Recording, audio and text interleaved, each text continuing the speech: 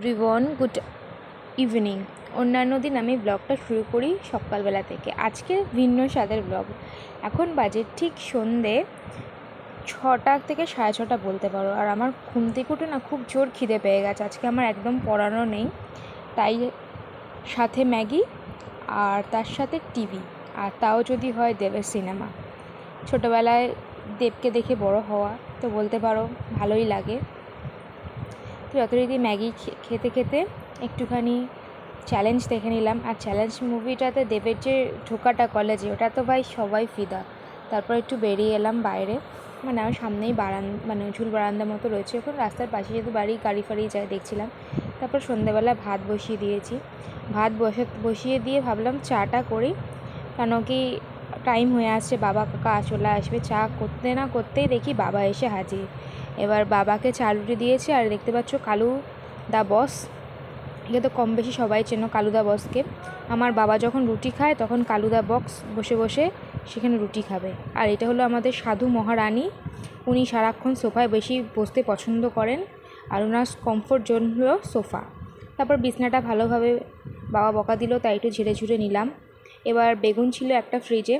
আর জানো তো সবজি যতই ফ্রিজে যতদিন রাখবে ঠিক শুকিয়ে যায়, যতই তুমি রাখো না কেন। তো ফ্রিজে একটা বেগুন ছিল আর 2-3টে পটল ছিল, ওটা কেটে নিলাম, নিয়ে ভেজে নিলাম। একটু টক ডাল আছে। বাবা বললো যে প্রতিদিন ডিম খেতে ভালো লাগে না, একটু ভাজা কর তো খাই। আর বাবাকে আমি ভাজা দিই না খুব একটা, যেহেতু বাবা স্ট্রোকের পেশেন্ট, মানে খেলে গ্যাস ফ্যাস হয়ে গেলে খুব সাংঘাতিক অবস্থা হয়ে যায় এই কারণে। তবে একদিন চেয়েছে। আর একটু ডিমের মামলেট করে নিলাম। এই ডিমের মামলেটটা হলো আমার কাকার জন্য। ও পেঁয়াজ লঙ্কা দিয়ে লোকে ডিমের মামলেট খেতে বেশি পছন্দ করে, কিন্তু খায় না। দেখতেই পাচ্ছ আমার অলমোস্ট ডিমের মামলেট, বেগুন ভাজা, পটল ভাজা রেডি হয়ে গেছে। তো রেডি হয়ে নিয়ে এবার সোজা চলে গেলাম ঘরে। আর এখন চিকু আমার বাবার সাথে নাকি প্র্যাঙ্ক করছে। আমাদের টাটা স্কাই কার্ড শেষ হয়ে গেছে, যথারীতি কার্ড কাকা এসে ভরবে। আর বাবাকে বলছি যে নেই, বাবা কিছুতেই শুনছে না। আর জানো তো সবার বাড়িতেই এখন মোটামুটি 24 ঘন্টা এবিপি আনন্দ ঘন্টার পর ঘন্টা চলছে। আর অফিস থেকে এসে সবাই মোটামুটি খবর দেখে, তাই বাবাও তার কিছু বিপরীত না।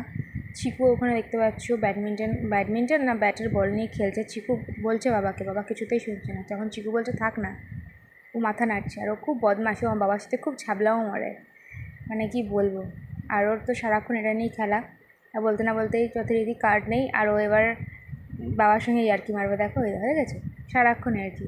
তারপরে একটা কুরকুরি আর একটুখানি কোল্ড ড্রিঙ্কস নিয়ে এলাম, চিকু আর আমি শেয়ার করে খেলাম। আর বাবা আমাদের বকছে যে তোরা কেন সারাক্ষণ কোল্ড ড্রিঙ্কস খাস। যদি আমার ভিডিও ভালো লাগে তো প্লিজ আমার চ্যানেলটাকে সাবস্ক্রাইব করে দিও, ফেসবুকে ফলো করো তানিয়া ভট্টাচার্য। দেখা হবে অন্য কোনো ভিডিওতে। টাটা।